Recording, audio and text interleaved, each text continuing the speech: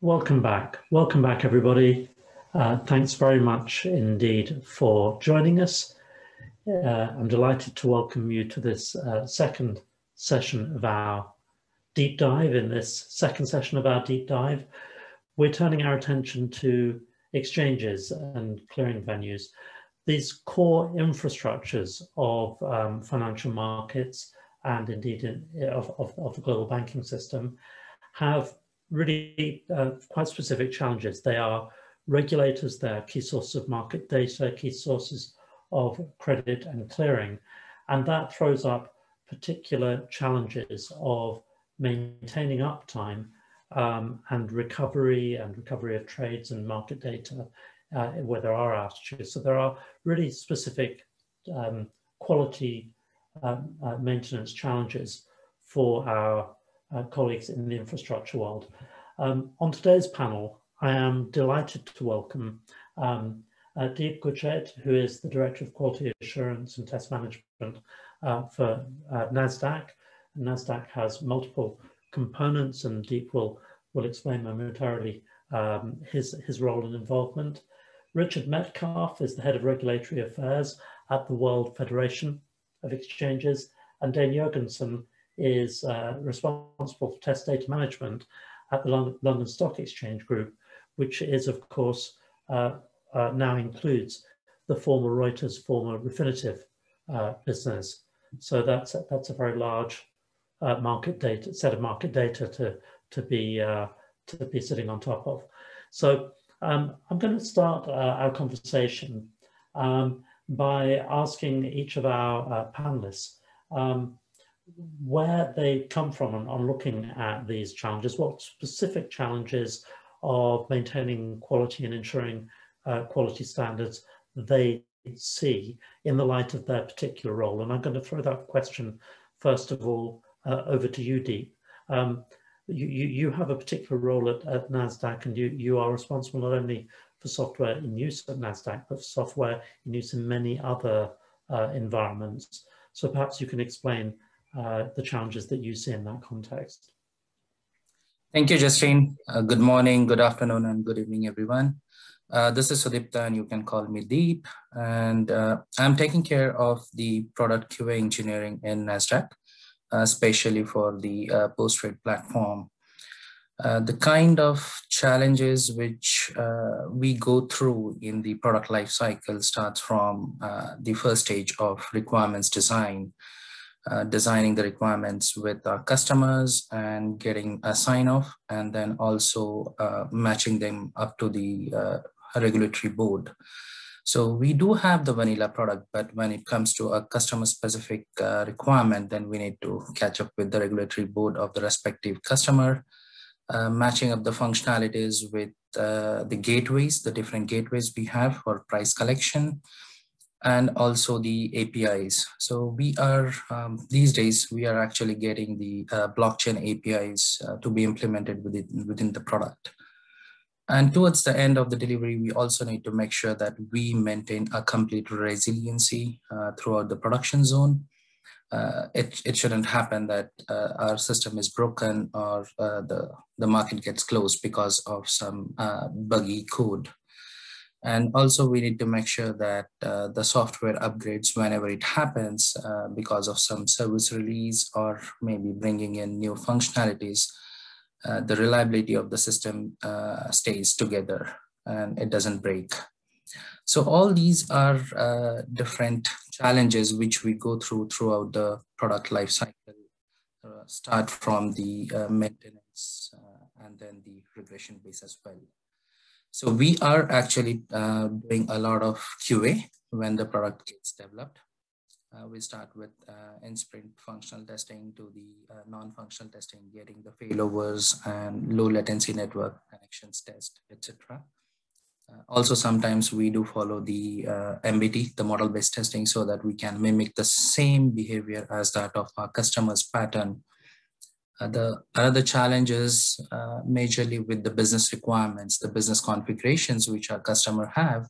We don't have the same configuration within our environment, but we try to import the customer configuration and try to test our platform based on those business requirements. So yes, we do get the challenges from day one until the day end, I would say. Are there particular challenges that come from the regulatory requirements posed on you? Yes, we do have the regulatory requirements, something like data leakage, which should not happen, in terms of maintaining the vulnerabilities, because we are the third-party tool to our customers. So we need to make sure that we have proper checkpoints and check marks which are implemented in our product development. On top of that, we also need to make sure that when we release our code, it gets into customer environment, making sure that we are running the daily business based on the regulatory needs, especially when it comes to the margins, as well as when we collate the information for their reporting standards. So we need to make sure that we follow all the regulatory aspects of that. Thank you. And perhaps I can bring it across to you, Richard. Richard, as I mentioned, you're responsible for regulatory affairs at the World Federation of Exchanges. So you get to look at this challenge from multiple points of view. What are the common themes? What are the big differences that you see? Yeah, thanks, Justin. Yeah, the way I would describe it, or another way to describe it, is that we try and look at things at more of a meta level. We're not in the details in the way that Deep or indeed Dane would be, but we certainly appreciate the sort of the level of detail and the kind of questions that arise. We, as a trade association, we do the classic things. We gather data on how much is trading in stock markets and derivatives markets. We look at IPOs. We bring together members to produce advocacy positions and policy papers. A big and a growing part of what we've been doing in the last 2 to 3 years has been about enterprise and operational risk management. And that builds on a much more long-standing focus on cyber resilience. And of course, all that reflects the fact that, as you put it, market infrastructure, exchanges and CCPs are a core part of the financial system in any one jurisdiction and across borders, which raises all sorts of interesting issues. They're a very high-profile target to a cyber criminal. They're also the sort of venture where the intensity of use of the systems is a really material thing. Deep alluded to low latency challenges, and that's true on the execution side and the other output of exchanges, data, which you alluded to. So there's a lot at stake, and members are very conscious about this. What we do is try and help compare notes across members who operate in very different jurisdictions, but more to the point, are at very different stages of maturity sometimes, very different sizes of markets, and provide common themes on how to frame that approach to risk. And that we don't try and go into the details. So if you take an analogy on, I don't know, CCP risk modeling, we don't go and sort of second guess that, but we do allow members to compare notes on the sort of frameworks that sit around that and all the other risks, including those associated with resilience and with the reliability of software and indeed of hardware. There's a lot more to it than that, obviously. And one of the things that I hope I'll be able to come back to in the course of this discussion is the way that the regulation does appear to be evolving and becoming rather more prescriptive, which is the quite a pattern you see in other areas too, but it does seem to be getting much more prescriptive in a number of areas relating to outsourcing broadly, IT in particular, use of the cloud, for example, and other aspects too. Well, one of the issues, one of the challenges for exchanges and infrastructure providers is they are generally markets of record. If you want to know where something traded at a specific time, or if you want to reference an interest rate or an exchange rate, you need to look at, to use the old-fashioned term, you need to look at the tape. And therefore, if the tape is broken in some way, that is a structural problem for the market. It's not just a quality assurance and uptime operational challenge. How do you see that conduct of orderly markets being connected to the question of quality assurance and software maintenance? Yeah, that is a very good point, Justin. And I think that goes back to the high stakes. I talked about, exchanges and CCPs have a high symbolic value, but there's also a really, really practical concern about, how you trade. The challenge, of course, is, can anybody achieve zero failure?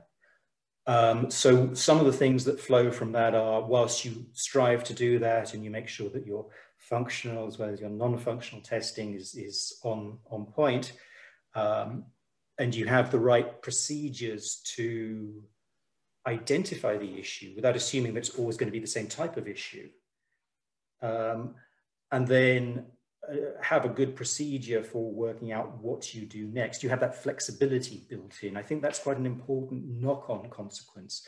And that's something where I think sometimes there is a little bit of a disconnect between the practitioner world, as occupied by Deep and Dane, and the sort of rather more theoretical approach sometimes adopted by regulators. It's that, do you have the adaptability if the worst happens? And I think that's one of the key things to try and establish. One of the things that we've learned in the cyber resilience area in particular is that it can sometimes be more dangerous to start up again quickly, even though that looks on the face of it like the right thing to do. Why wouldn't you start up within 2 hours? But setting a rigid target for that may or may not be the right thing to do. So it's more the sort of knock-on consequences as well as the prevention. The cure, it sometimes matters at least as much as the prevention, or the processes to cure matter at least as much. Richard, I think you identify a very important point from my experience of working in a market of record. There could be software issues that would lead to broken trades or gaps in market data. The key was to identify the predictable problems and put in place a business solution to what you do when that failure happens, as much as to close the loop on the software itself, because however much you try, there'll be issues that will arise. And that brings me neatly really across to you, Dane, because one of the things which inevitably will arise from time to time is gaps in market data, gaps in provisioning or reporting of market data. And I think you handle more than most of data. I'm not suggesting you have gaps, but how do you see the particular challenges of quality and maintenance from the point of view of the data that you are responsible for? Yes, indeed. Thanks, Justin. I think it's interesting listening to my co-panelists here, Deep and Richard. My role kind of cuts across and spans a bit of both in a certain sense, focused on helping teams like Deep's with delivery, but also helping the organization align from an enterprise executive level with the standards and best practices that Richard's referring to. So it's really quite interesting. A bit of background on myself. So Dane Jorgensen here. I head up test data management for Refinitiv, now LSEG. I've worked in the financial sector my entire career, most recently the last 10 years in data. I actually, about 5 years ago, built really one of the first of its kind analytics machine learning groups over at Morgan Stanley, joined Refinitiv in 2019 as part of the Blackstone tenure. And now we're supporting TDM and moving into cloud and technology enablement across the whole of LSEG. So from a biggest challenges perspective, and I think Richard alluded to this a little bit, we have different players within our own organization. We have small and large. We've come together through a series of acquisitions and mergers over decades. And that has brought different processes and different tooling and different methodologies, into the fray. So we're really looking at how do we, being both a regulated entity and also a regulatory entity in some ways, how do we start to bridge these divides and work towards a common tool set? I think we talked about risk, regulatory compliance. These are all key aspects, the standards and best practices that we're trying to set forth to enable our delivery teams to be efficient, but also to meet the demands of the regulators, and the broader market, and most importantly, our clients, because we really try to be client-centric, client-first, And I'll touch on that a bit more in a second here. Another one of our big challenges is, we have these embedded QA teams, embedded delivery teams. And so how do we focus, as an L3 support type function to bring governance, specialization to solve some of these, maybe data gaps or other ways to think about data in the delivery chain. So some examples of that, we're working with our Electron real-time team, and this is a market data provider from the Refinitiv side. They have an ability to test only so many scenarios in a release, call it a couple hundred, based on business analyst throughput. Now, we can create synthetic messages to simulate the ERT transactions. The challenge is we don't have enough business analysts to verify the expected outcomes. So we're applying machine learning to that model to say, hey, we can create millions, tens of millions, billions of messages. Now, if we can also do some predictive analysis on the expected results, machine learning models aren't perfect. They may be 97%, 95% effective, but now with all that additional volume of data, we get such better coverage overall than we ever could have previously.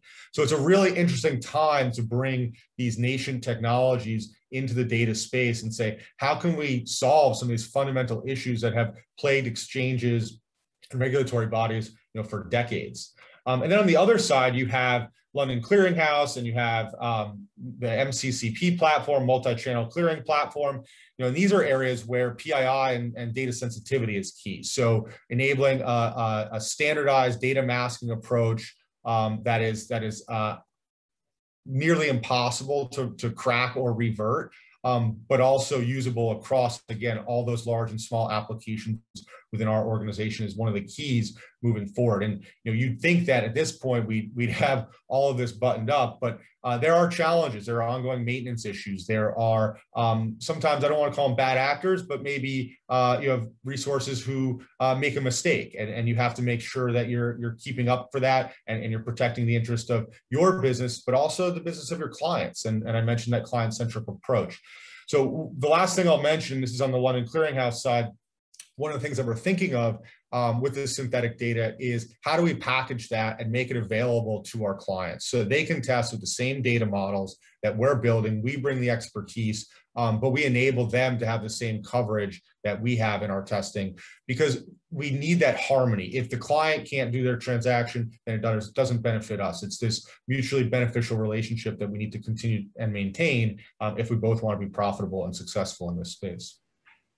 So Dane, you raise a very good point that I'm going to bring across to Deep there, that we have, I have experience of working with an exchange who are implementing a new clearing system, and the testing of that clearing system then was dependent on the connection to their customers, and their customers having had enough time to test the workflows.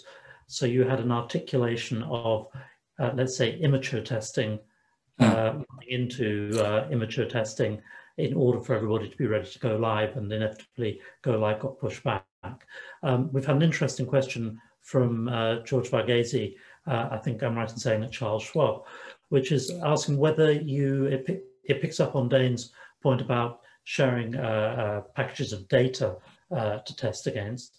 Do you make available test scripts, or suggested test processes for your customers and users to run against your systems to ensure that a smooth liftoff? Okay, that's a very good question. Thank you, George. The point over here is what would we like to achieve? I mean, if we need to see the stability of a software, we do have 3 to 4 different angles.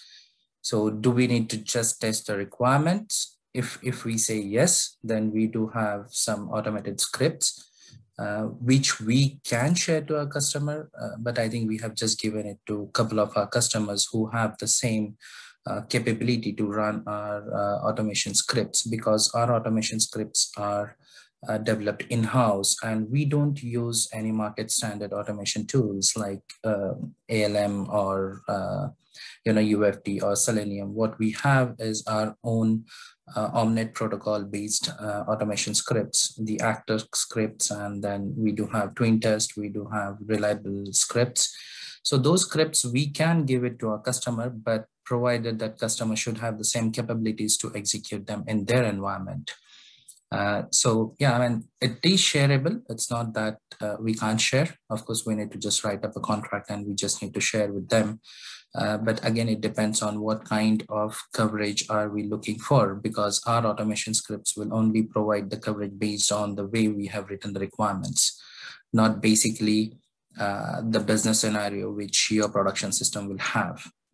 So yeah, it has two different views. I mean, two sides of coin to look at the angle of coverage.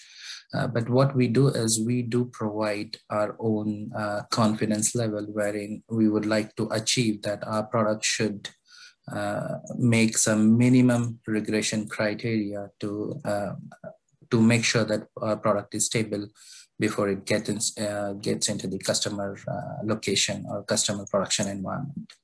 So that's what we do today. Richard, perhaps I can bring this across to you. Thanks for that, Deep. One of the standard processes for all exchanges is to provide a UAT environment for their participants to test and get certified into. That's an increasing environment as there's an expectation of regulators that you do scenario testing for algos before they go live and so forth.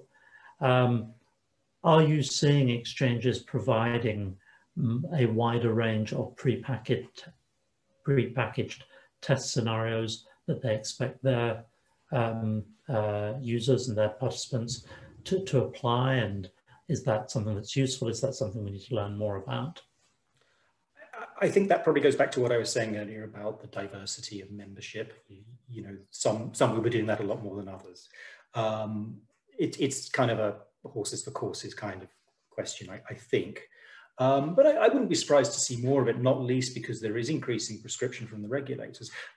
One thing that I didn't sort of load into my initial comments, but which is kind of picking up on themes that all three of you have touched on, I think, is the fact that when you look at system-wide resilience, you do have to look at the interactions within the system.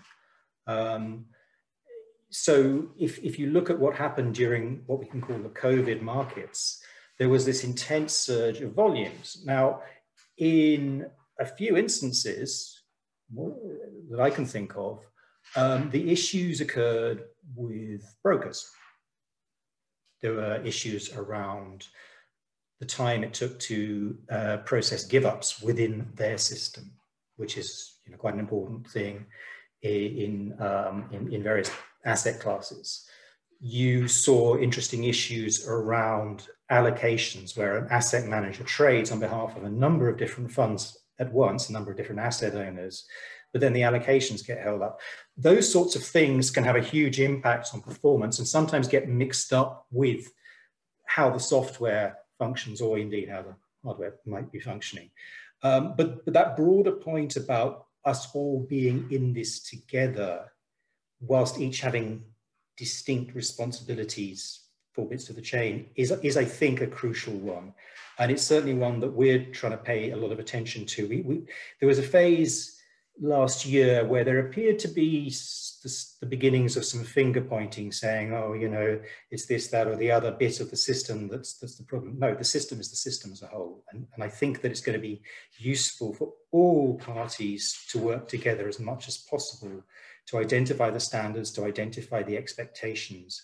I think that's going to be a theme. It certainly should be. I think sorry, let me bring that. I think Dane wants to add something. Well, yeah, I think that was just brilliant, right? And I think you touched on a number of things there. And as a community, as an ecosystem, we have a responsibility to one another to think about these negative break, edge, boundary, whatever testing conditions you mentioned. I think that's really what gets lost in the shuffle and the wash, and really what's most responsible for outages and incidents is these. You mentioned the COVID, but you have 2017 in the U.S. You have VIX volatility index spikes, or the 2008 financial markets, 2011 flash crashes. Right, these are the things that if we model and are proactive about thinking up what is a worst case scenario and partnering with our teams holistically across end-to-end, testing. It's really bringing it, but not just in our own organizations, to your point, Richard, across organizations to ensure we have that robust test coverage that ultimately is going to result in broad resilience. Now, the challenge is always time, cost, quality, right? And we have to find a way to break that down. That's, again, why we're thinking about shared resources, repeatable patterns, shared libraries, things like that, to help teams do this effectively. But we all have a responsibility to one another to do this. And I think the more we can steer people to think about what are those break boundary conditions, the more collective success we're going to have.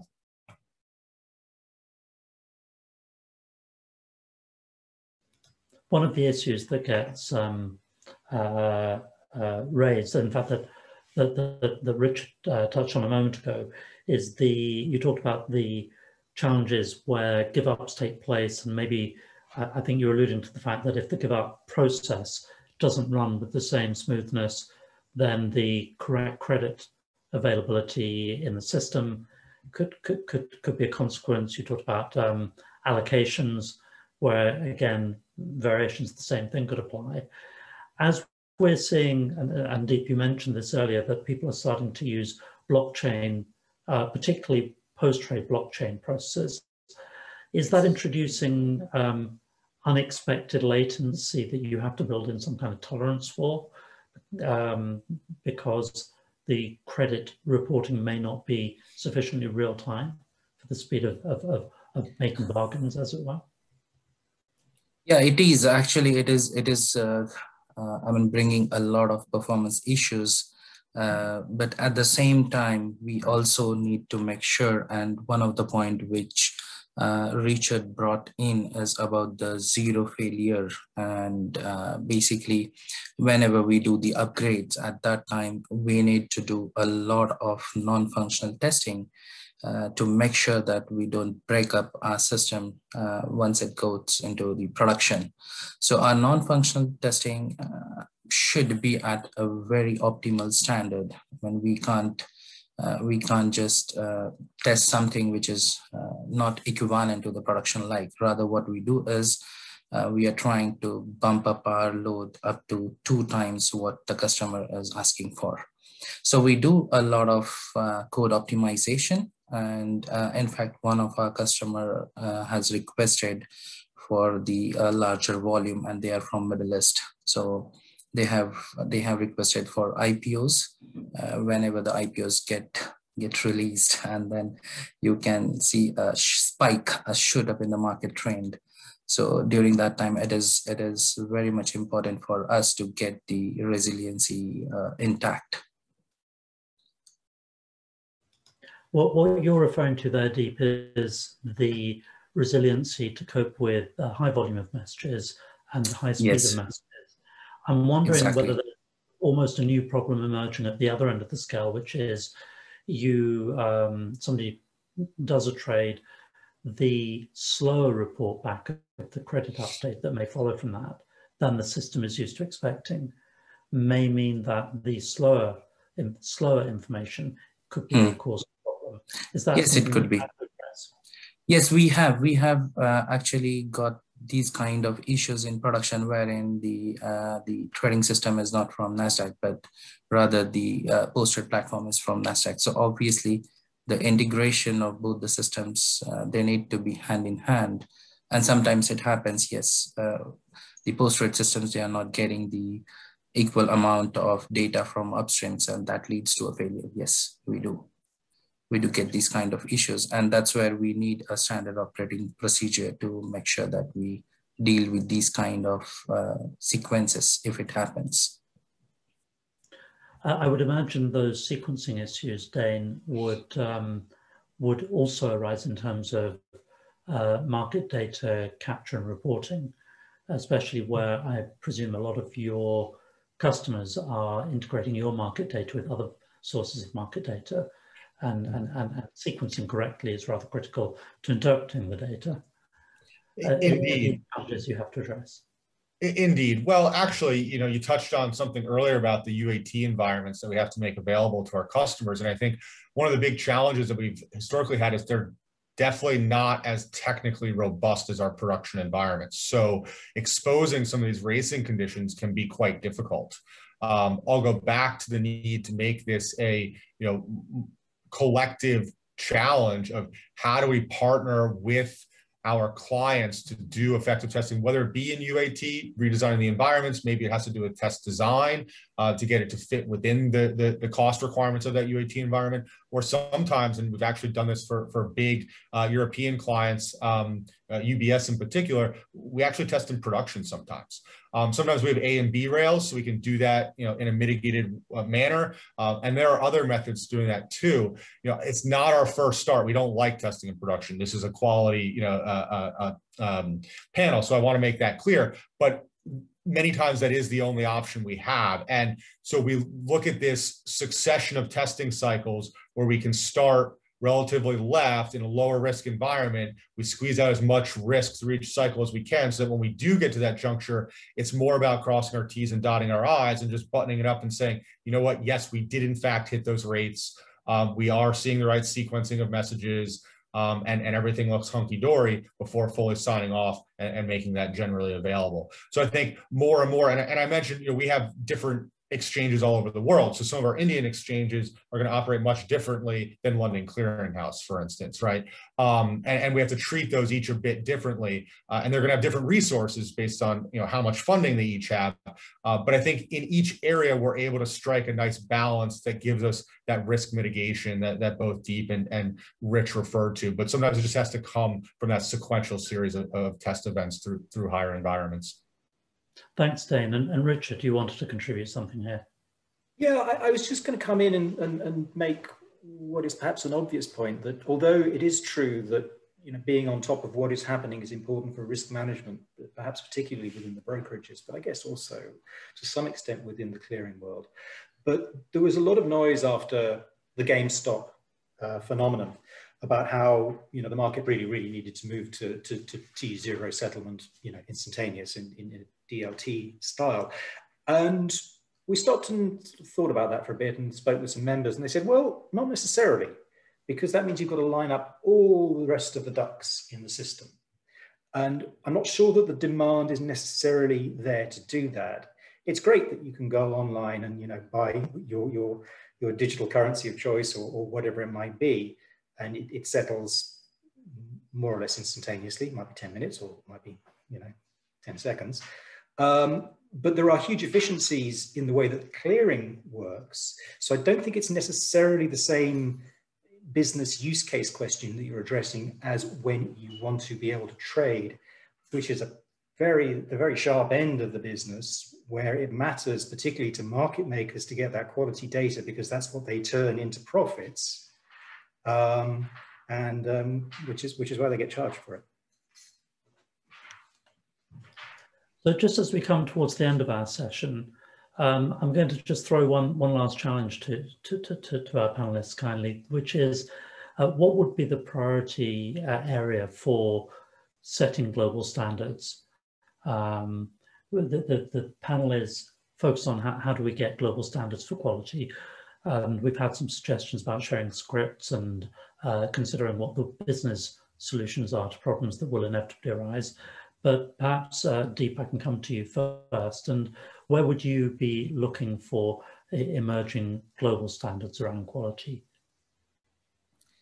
I think my suggestion would be to get into the standard tooling process, which is pretty much aligned to the DevOps mechanism, making sure that each of our code track is conforming to a certain quality standard, whatever we define, and get a particular confidence level, making sure that we do have a proper unit coverage, we do have a proper integration coverage, basically integration points wherein we are integrating different products together and trying to make sure they work in sequence and in a pretty production like environment. So that is must.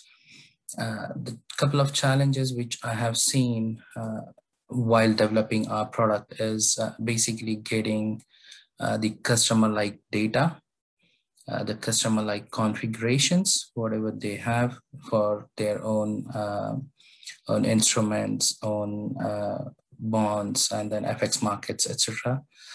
On top of that, we also need to make sure that once we freeze the requirements, we don't change it later on.